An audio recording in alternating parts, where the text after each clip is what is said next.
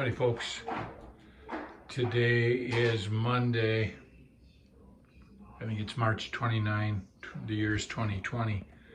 We're in the mud room. Some of the notable things, this is the entryway from the garage. This is the first tiled floor that got put in, and this may very well be the first tile. My friend Pete came over in December of 2019, and with little help from me, he did all of this. I had told him not to, I didn't need tile back there because this was going to be a cabinet. Plans have changed and we made it into a bench, so I had some 3/8 inch plywood and just put that on there. You'll never see it, and if it does bother us, we'll paint it black to match the tiles. So what I did is I had a 17-inch piece of plywood, 3/4 inch, and I cut that 65 1/4, and then you can see I made like a 2x2 frame. Now that's lumber from the old house. On the back side, I have that lumber there, that darker color board, that as well is from a 2x6 from the old house. Then what I did is I had some scrap plywood, and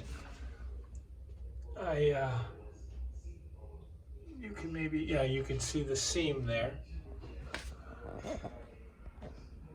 and what I do is I use those pocket holes, and I've got a jig that makes these holes. And then what I did on these is I did 3 pocket holes on the bottom and 3 on the top. And the 3 on the top attach into this. The 3 on the bottom go where the wood is, and so it's not going to move, but it's in there nice and tight. And then I notched up there in the corner.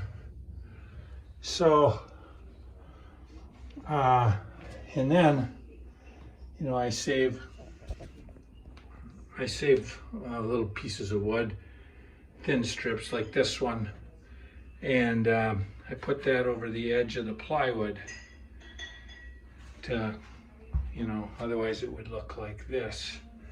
Now, what I'm planning on doing is, is building 3 bins on rollers, and these are roughly the same size. This one and that one are for sure. This one might be within a 1/4 inch. And so I've got casters. I bought enough for one because I wanted to see how it was going to work. And so we'll be able to pull the bins out, and we'll be able to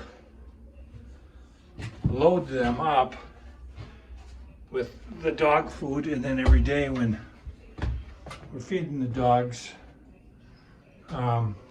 Linda will just be able to take the dog food out of there. We get big bags like that, so I'm thinking a bin might hold a bag. The challenge is always finding where the studs are, on either edge and then across the back. I have a really nice stud finder that our daughter Jessa bought for us. I can tell you it would have been in July of 2019. Her and her husband Justin were putting in closet shelves for us, and I didn't have a good stud finder, so she went down to Fratelloni's and bought me a very nice one, and I use it on almost a weekly basis. But I had Linda with her little frame sit on this, but when I sit on it, nothing's moving. So, real pleased. Thanks for following our progress.